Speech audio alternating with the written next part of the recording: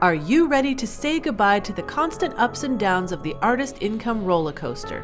Whether you're a full-time artist who wants to increase and stabilize your income, a part-time musician who wants to go full-time, or a hobbyist who needs to fund your passion projects, this podcast will equip you with the tools, resources, and inspiration to make it happen.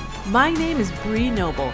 I'm a musician, best-selling author, and educator whose mission is to help musicians like you to increase the income you're already making and tap into new income streams so you can create a more diverse, stable, reliable income from music and finally ditch the starving artist mentality. Now let's dive into the Profitable Musician Show. Hello, everybody, and welcome to the podcast. My name is Bree Noble, and I am here with my friend Justin Moore. And I'm so excited because Justin is a mentor of mine. So I was excited that he was willing to come on the podcast to talk to you guys about sponsorships, because sponsorships are one of those things where it's like you kind of see some musicians out there doing it, but you're like wondering how they found those sponsorships. It feels like this black box that you can't understand. And Justin has so many years of experience with that, but he's also a musician. So I was so excited to have him come on here because he has that context of being a musician. While he's not like a out there gigging musician right now, he can understand where we are coming from as musicians. So I want him to start with a little bit of his backstory around being a musician, and then we can get into all the nitty-gritty about getting sponsorships. Well, first of all, thank you so much for having me here. I'm really excited to be here, Bree. And I bet a bunch of people clicked on this episode because they saw Justin Moore. Isn't that the country singer, Justin Moore, that famous guy? And so just to clear the record here, he stole my name. I'm pretty sure I'm older than him. So I had it first, but I am not. For any of those of you who are disappointed within the first 45 seconds of this podcast, please stick around. I'm the better Justin Moore. No. Yeah, I started playing music when I was very young. I think I started playing piano when I was maybe 6 or 7. And my whole childhood, up until almost before I went to college, I was sure that I was going to be a professional musician, like a concert pianist. That was really what I wanted to do. I've written hundreds of compositions, songs. I started playing other instruments, guitar. I was in a metalcore band in high school. So, I'm classically trained in opera. So music has always been a big part of my life. But you're classically trained in opera? I don't think I knew that. Yeah, I am. So it's pretty wild. You did? I didn't know that. I was the director of finance at an opera company. So I was doing That's wild. Stuff, but yeah. It's funny, you mentioned you're a director of finance there. I feel like so many musicians can identify with this. It's like this yin and yang to their personality where they have this big passion, being a musician and playing and gigging and all that stuff. But you have to have the job to make, pay rent or pay your mortgage and things like that. And I've known so many musicians over the years who have figured out a way to work somehow in the industry where it's a 9-to-5 job, but it's not a musician, even though it's related to music. So to be around that's definitely all the cool creatives. Yeah, exactly. There's something to that, I think. But yeah, no, long story short, didn't end up becoming a professional musician. Oh, sorry. I didn't end up becoming a professional musician. Instead, I went to school for engineering of all things.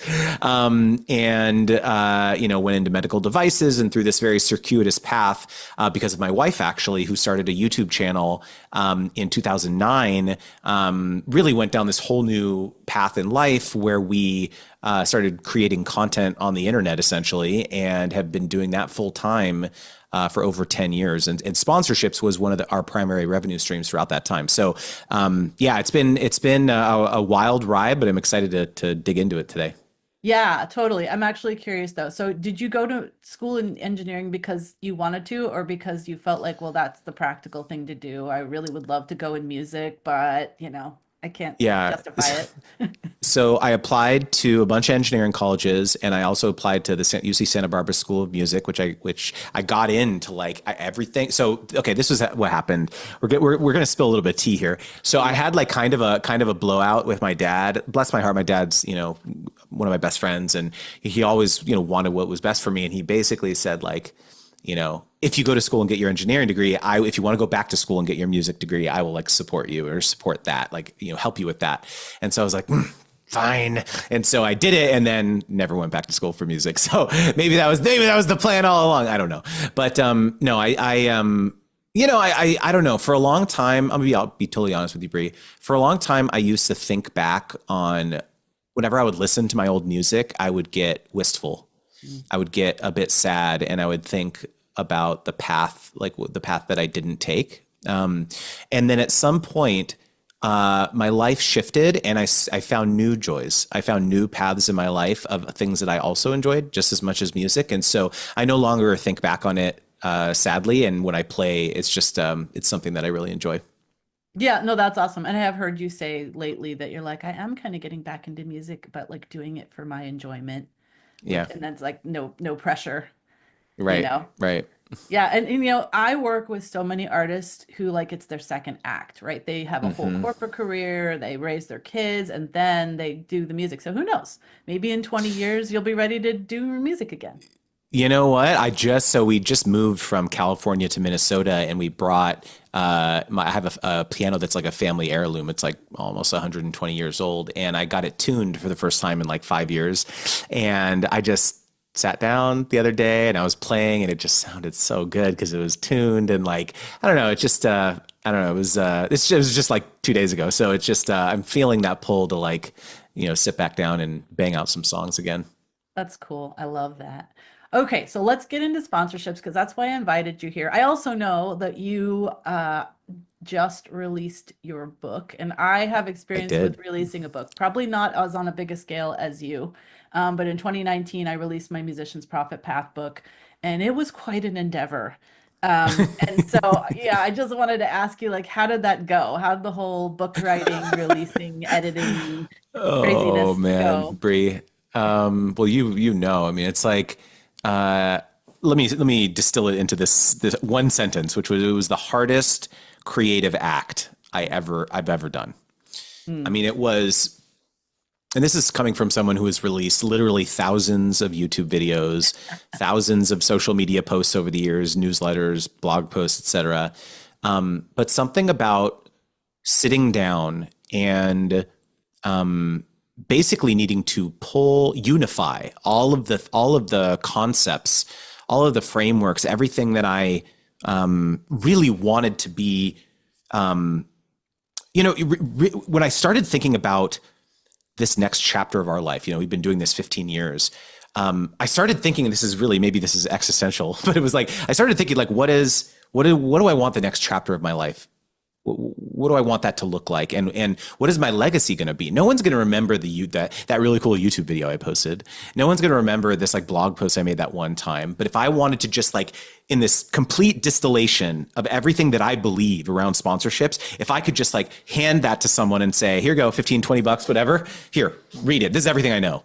I felt so pulled and drawn to that. So even though it was so difficult to just sit down, and honestly, what I did is I had a writing block every morning for 2 hours.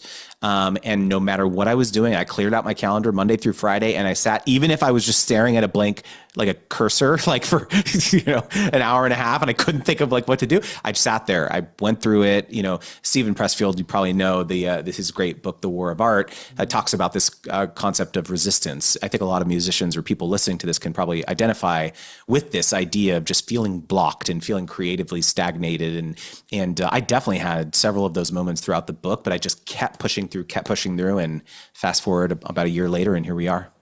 Well, and I think it's really relevant to musicians who are releasing even maybe their first album or like an album that feels like their legacy, right? I Mm. remember when I was going to release my first professionally recorded album, and my producer was like, "You need to do this for your legacy." And I was like, "That's really stressful. Like, I have like Yeah. 3 kids, and now I feel like, this is going to be like what they remember me for, and my grandkids." And Mm. it has kind of been that, you know what I mean? Like, I'm glad I did it.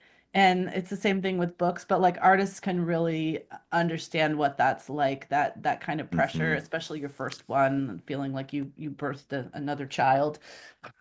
Yeah, yeah, it definitely felt like that for sure. In fact, I just got an email from my publisher like 10 minutes ago, and they're shipping the first proof copy, and I'm like, ah, like biting my nails. So I don't know. It's gonna Be be, sure and yeah, take it's a gonna be pic. I have special. this picture of myself holding them with the thing that says like proof copy across the front. So make sure you take a picture with Oh that. my God, totally. I It's definitely am exciting. gonna do that. Well, let's jump into sponsorships because I mean, of course, you guys, you're going to need to go get this book. It's called Sponsor Magnet, and it's going Mhm. to be everywhere when this comes out. I'm assuming Amazon and all that stuff, right?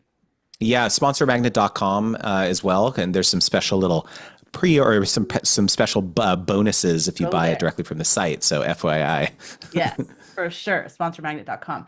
So with sponsorships, I specifically asked you like, is it different with musicians than like hmm regular sponsorships? Because right, like this is a podcast. I have sponsorships for this. I have sponsorships for my newsletter.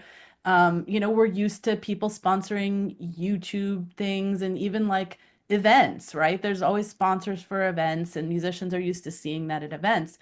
But as a musician, like how do you even start thinking like I am a person worthy of someone sponsoring?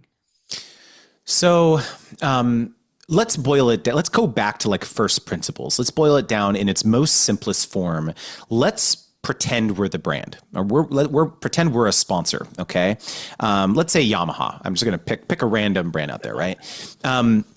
So a lot of musicians think about sponsorships as like, okay, if I just can get large enough to get on the radar of some of these instrument companies or some of these brands who supply, accessories to musicians, et cetera. If I just get large enough, then these sponsors will reach out to me and they'll want to emblazon their logo on our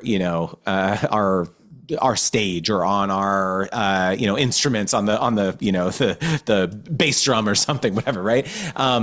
That seems like the holy grail for musicians. They just either they send us gear. Well, first of all, let's split some hairs because a lot of people think that sponsorships is just free gear, right? Yes, They I think that really think okay, musicians think that. right. They think that okay, if Yamaha sponsors me, they're going to send me a bunch of free gear.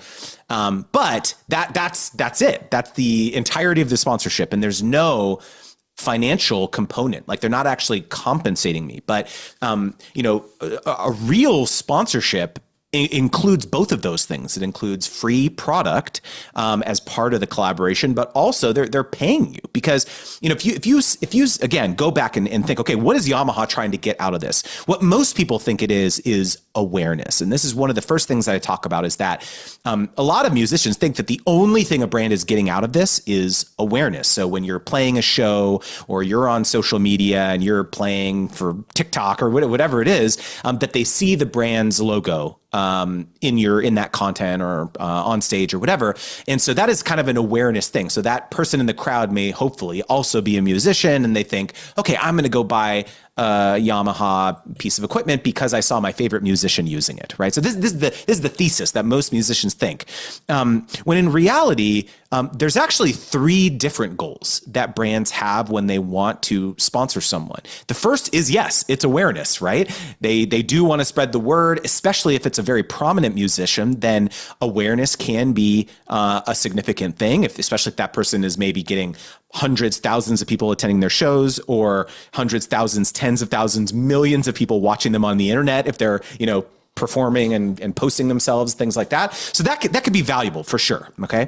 But there's these two other objectives that brands often have that often fly under the radar. The first is, or the second is what I call content repurposing. So let's say that Yamaha comes to you and they say, hey, Bree, we want to sponsor you.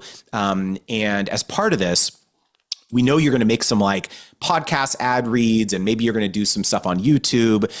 But when you post that YouTube video where you're talking about Yamaha, we actually want to take that video, cut it down into a 30-second soundbite version where you're talking about, oh, Yamaha is awesome for the following reason, ABC. Guess what? There's a Black Friday sale for, use Bree 20 for your first purchase, 20% off your first purchase. They want to take that content and run it as an ad on Instagram or on TikTok or something like that. And so that is a very, very valuable thing for the brand to be able to, something for them to do as part of the partnership with you. Okay. And then the third goal that brands can oftentimes have is conversion. And this is where they're hoping that if you say, hey, go click the link, below, use my promo code, and that person will actually buy the instrument. They'll actually go to the website, click sale, take out their credit card and buy it. And so it's this awareness, repurposing, conversion. It's these three objectives. And so if you're a musician sitting here thinking like, how can I get, a sponsor? This is where you have to first start thinking, was that okay? If I'm going to go out there and I'm going to pitch a brand, I'm not going to wait for them, because you don't have to wait for them. You can go out and actually reach out and say this. Your job on, let's say, a phone call that you get on with this small music company or music equipment company, your goal is to say, hey, what are your marketing objectives for 2025? And they'll say, oh, well, we're trying to do X, Y, Z. You can, okay, great. I can help you do that in the following ways. Guess what? I've got a newsletter of my 10,000 of my most engaged fans, or I've got this social media, or I'm playing this tour and I'm going to do X, Y, Z. So your job is essentially to understand what that brand is allocating marketing dollars for, and then help them understand how sponsoring you will allow them to move the needle on that. So it's much more complex than just, plastering their logo on your instrument. Yeah. And I think that musicians, they can't wrap their mind around I'm going to approach this brand. That's maybe one of the first thing, right? They're just I'm just this little old musician. They're Yamaha. Why would they care about me? How can we make them care? So first, two things. One of the things I talk about in my book, Sponsor Magnet, is this first thing around, I am going to go after these giant national brands, the big, titans of industry.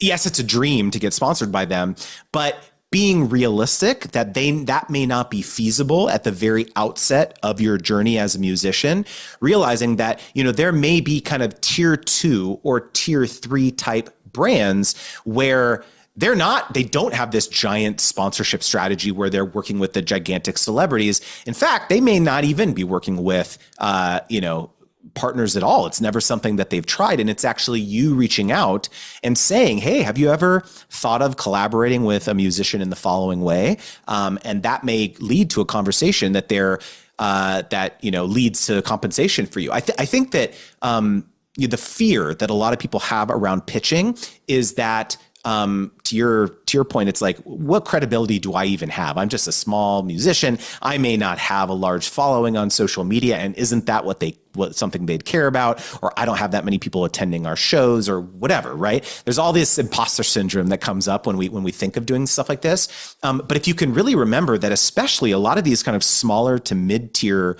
or medium-sized brands, like music equipment brands, they don't, number one, they probably don't have very, very many people on their marketing team.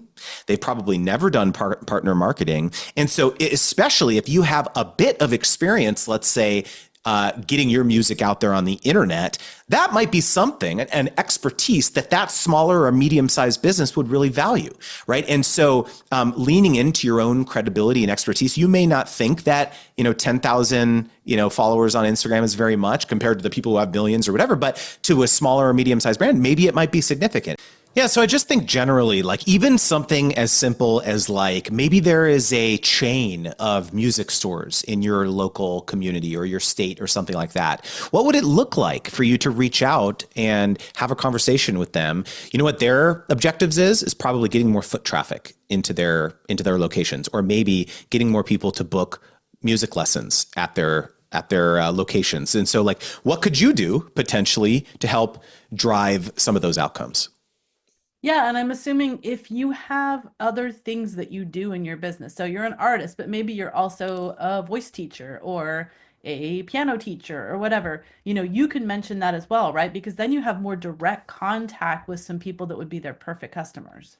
100%. And I think there's also a big asset that, a lot of musicians forget they have is themselves. And, potentially, if it would be interesting for you to actually help the brand accomplish something. So maybe, for example, going back to that example of the local music store chain or something like that, what would it look like for you to say, okay, hey, let's forge this partnership where I will come into your stores every, twice a month or something. And I'll host some sort of session around like introductory musicians, like, guide to music stores or something. And you can go around, you show all the equipment, or maybe it's a tour for people who, like you said, are maybe they had a career before and now they've always wanted to like write music or they've always wanted to play guitar or something, but you're intimidated, you're older in life and you feel like, oh, that's a young person's game or whatever. No, this is a session for you. I will come in, I'll talk about that, I'll do that. And that's part of the partnership. And then yes, sponsoring you and in other ways could be part of the deal, but it's kind of this kind of mutually beneficial thing where you can understand some of the objectives of the brand, the company, and forge some of these really unique partnerships. Yeah, I think just figuring out how to think outside of the box, because I'm sure maybe those music stores aren't thinking like that. I think that's they're not exactly. They're not to the table. And you know what? This is what a lot of musicians, because I've known so many over the years, I think mistakenly think that they don't have good business sense. Oh, I'm just a creative. I don't really, know that all that stuff, how to navigate all that. And I actually think that creativity and music and business are more related than a lot of people think. I think you use similar parts of your brain when you're trying to sit and think like, how could I be really creative with this composition, or how could I, really impact my listeners in this type of way. The same approach can happen when you're trying to think, okay, it would be awesome if I could get some financial support for this musical endeavor. And in order to make that happen, I need to use my creative brain to figure out ways in which I can convince the brand that I can help them move the needle on some of their business objectives by sponsoring me.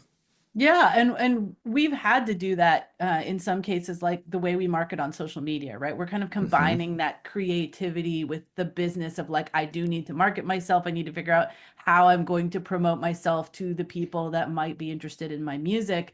And I think that's where we sell ourselves short in that you were talking earlier about kind of the UGC content, like we can provide content for brands. We already have had to learn how to create videos on social media to promote ourselves to our fans, to talk to our fans, that kind of thing. Why couldn't we just use those skills and transfer them over to like, how can we promote the brand? 100%. And I think, I think every musician has had to reckon with how fundamentally the industry has changed over the last 10 to 15 years, where, especially if you're looking at the traditional labels, like it's almost a requisite now that, you have to have a following on social media for them to even consider you for a deal. Right. And, you have to, the set of skills is fundamentally different that you need to be a successful musician today. It's totally different than it was, 15, 20 years ago. And so I think you can apply that same logic to like, okay, if I want to have a sustainable career as a musician, probably that means needing to hone some different skill sets. And maybe one of those is interacting with brands, companies, partners in a way that they may be willing to support me financially if I'm also able to help them in these other ways. Yeah. And so I know what they're thinking is, okay, I love that idea, but like, how do I actually email them? Like, it's so weird to like write an email to them and they get all self-conscious. And I've heard you talk about this before of like, don't start your email with, I love your brand, I use it all the time. It's about the brand, right? It's not about me. So how can they start out an email in a way that's going to make a brand keep reading? So to your point, like the biggest mistake that most people make is this: they just say, hi, this is my, stage name, this is my band name, we get this many streams on Spotify, or we have this many followers on Instagram, or we have XYZ. I'm coming out with this amazing creative project and I would love for you to support it, brand XYZ. And then the brand, what do? They don't respond. They delete the email. They ghost you. And then you feel sad. It's the long night of the soul. You're crying in your shower, this type of thing. Not that I've ever done that. Jeez. No, but you have to understand, like, they have lots and lots of people reaching out to them. And not only do they have lots and lots of musicians reaching out to them, the majority of musicians are fine just accepting free gear. like, sure, yeah, send me free gear. That's awesome, right? And so what it really comes down to at the end of the day is doing a bit of research and saying, okay, I'm going to see what is Yamaha posting on Instagram right now. Actually, should we do this like exercise in real time? Why Because not? Yeah. this will probably be like actually interesting. Okay, so what I'm going to do is I'm going to pull up Yamaha's Instagram. Okay, and Yamaha Instagram. Can I share my screen? Yeah. Sure. Okay. On the video. We'll Yeah, talk through yeah, it yeah, for the yeah. audience. Anyone who's listening on audio, come over to YouTube to watch this. Watch this; it'll be fun. Okay, so we see this here. Okay, so I'm going to go to the Yamaha Music USA Instagram page, right? Mhm. Okay, and so one of the things that I teach is that we're in January right now, right? And we're sitting here thinking like, oh, maybe I'm a musician and I'm going to get really creative and I'm going to say, oh, I can help you, for all those musicians who really want to start. It's a New Year's resolution. I've always wanted to like learn how to play guitar or whatever. Well, you know what? That type of pitch, that type of message, it's too late to pitch that because they've already planned their January campaigns probably 6 months ago. Yamaha's a gigantic brand. They have to plan these types of things way far in advance. So one of my favorite things is to essentially scroll back on the brand's Instagram until, let's say, last March or last April, because I want to know, again, we're thinking a couple months out. I want to know what campaigns they were running back. So this was January. So let's scroll up a little bit here. I want to know what types of things they were doing last April. So let's see here. Okay, so they have this. So a couple things here. I just pulled up this post from April 17th. It's a kind of like interview / performance with an artist that they partnered with. And they have this hashtag called Make Waves. So now we've discovered something. Okay, this is like a campaign. This is what's called a campaign that Yamaha is running. I want to know what Make Waves is. I don't know what it is. I'm going to open it for now and we can look at that later. Let's see here. Embracing, okay, so we've got the Yamaha Revstar is a type of guitar. Okay, so this is someone that they're partnering with. Let's see what we got here. Another person, okay, catch them at Coachella. What is this? A Yamaha artist pushes the boundaries in music, women in music. Okay, so here's a great one for you. I know you talk about women empowerment in music a lot. They actually have an initiative for this. It's called hashtag Women in Music. So if I was Bree, if I was you, I would be sitting here and I would be thinking, hey, I saw that last April, you did this partnership with Maria Finkelmeyer all about women in music. And obviously you'd want to watch this video and listen to what they're talking about and this type of thing.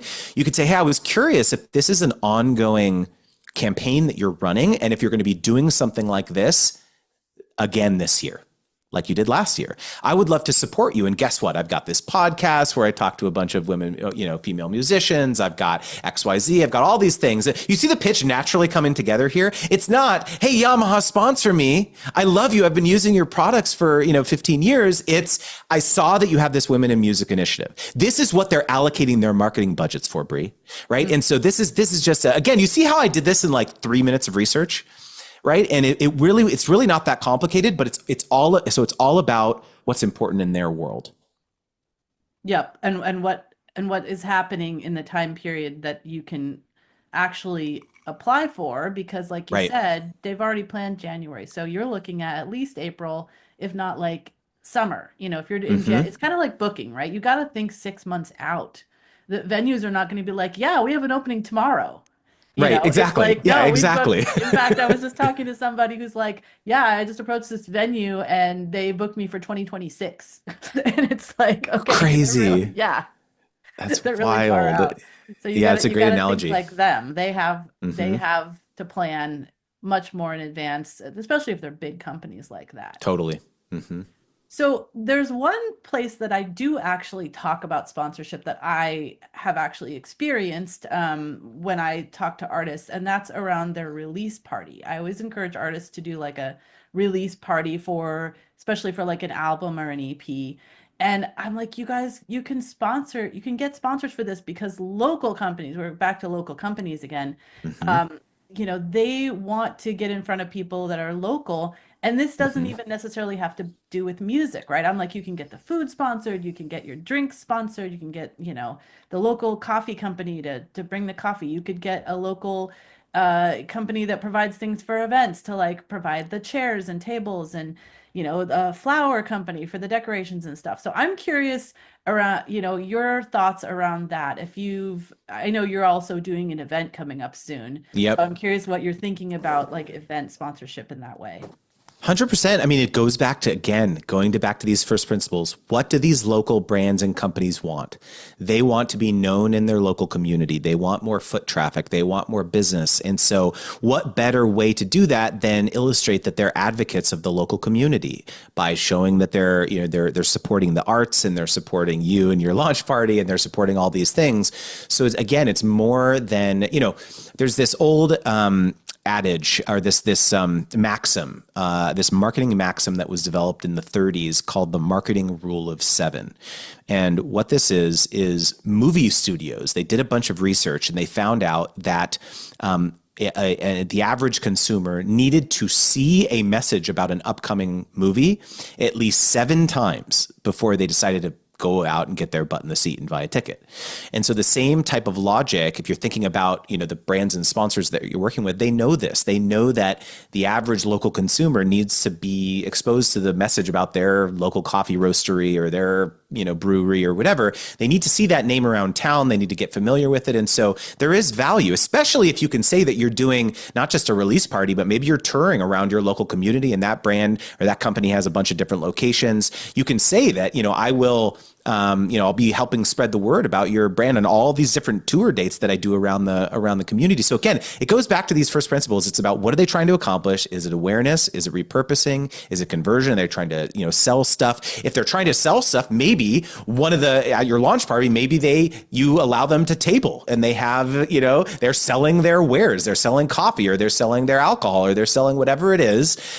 If that's an objective, if that's a goal of theirs, then let them table, let them do great. This is awesome. Right. And so again, it comes back to like being flexible, having conversations with these people, seeing what's important to them, and kind of co-creating the experience. And I just want to preempt everyone, because I know there's probably a bunch of musicians sitting here thinking like, I don't want a bunch of brands or sponsors or corporate sponsors like violating the creative purity of my craft, of my music. Like, you're talking real corporate business speak here, Justin. Like I don't want to deal with that. Like, I don't want to do anything with that. Okay. And what I have to go back to is like, look, we all need money to survive. We all need money to thrive. We all need money to continue to invest in our art and our music and our craft. And so there's absolutely nothing wrong with figuring out creative ways to do that. And so if there's anyone here who has that block, I really would encourage you to sit with that, to realize like there's a lot of power that can come from harnessing these types of business related strategies for your music business. And I think you'll be shocked at how it can help propel you forward. Yeah, I'm so glad you said that, because I am always talking about, obviously my thing is profitability, right? But people think that's only for businesses, and musicians are businesses, but there are the people that are like, no, it's a hobby. But it's a freaking expensive hobby. Mm-hmm, So, mm-hmm. if you want to keep making more music, you need to figure out a way to support that. And if it's just that you paid for the thing, like you were able to pay off that album and not Mm-hmm. go into your retirement savings, that is worth it. And that is why you need to be paying attention to ways to be more profitable, because we can't just keep dipping into our own coffers all the time for this really expensive hobby. 100%. I could not have said it better myself. I mean, I have a story like when I was younger, I was very optimistic about how many copies I was going to sell of my very first album, my first like guitar album. And I convinced my dad to loan me $3,000 to get the album mastered, and I literally got 1,000 copies printed, which to me I was like, 1,000 copies, like no problem, let's go. And literally, I think I probably sold about 200 of them, and so I had every house that I've moved to over the last 20 years, I have lugged these giant boxes of my first CD from like 20 years ago. And I finally got rid of them. I kept a couple, but I was like, Painful, isn't it? I don't need 600 copies of this anymore. Like I'm not going to do anything. It was very sad, but it was like, so I get it. Like you said, it is an expensive hobby. And I just don't, I think there's a lot of stigma that still needs to be removed from, just being creative about how you can have a profitable, livelihood, with your music. I love that you had that story because pretty much everyone listening has one of those stories. I used to talk like early on when I started talking about this, 2015, when people did still have CDs and stuff. I talked about, all the space in your garage that you're that you're dedicating to these boxes of CDs that you can't sell and stuff like Right. that. So, and that's why I say like let's do a release party, like let's really make a big deal around it. But if Hmm. you've paid for it in advance, either, from doing pre-sales or from doing some kind of sponsorships like we're talking about. If you've paid for it in advance, then you don't have to stress, right? You can really Hmm. enjoy the experience. So that's part of the reason that we're doing that. So thank you. This has been so great. I love that we like went in real time and looked at this, an actual brand. I think that it's going to be so helpful for everybody. So tell them again how they can get a hold of your book, how they can watch you on YouTube and all that, because you're always creating so many great, helpful videos on YouTube as well. I appreciate that. Yeah. So the URL is sponsormagnet.com/podcast. And maybe you can put it in the show notes or something, or the description box or For something sure. as well. And then, yeah, I have a channel on YouTube. It's called Creator Wizard. And I have hundreds of videos all about this topic around sponsorships, and just keep an open mind. Of course, I do talk a lot about social media influencers and content creators and stuff like that. But as you hopefully have heard throughout this conversation, maybe there's some interesting avenues for you as a musician to think about getting sponsored. So yeah, would love to see you on over on YouTube as well. Awesome. Yeah. And I think the more we can get educated on how to talk to brands about it, we're going to open their minds because I think Hmm. it's really our job to kind of help them see how we can help them.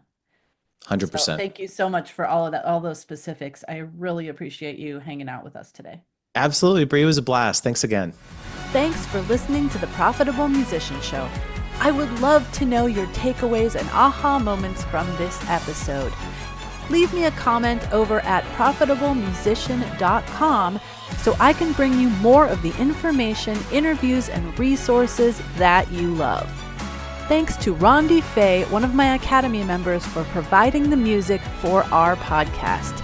You can check her out at rondifay.com. That's RANDIFAY.com. Just remember, knowledge is power, but without implementation, it is useless. And inspiration without action is merely entertainment. But I know you're not just a dreamer, you are a doer. And I promise I'll be here every week to support you and remind you that you can be a profitable musician.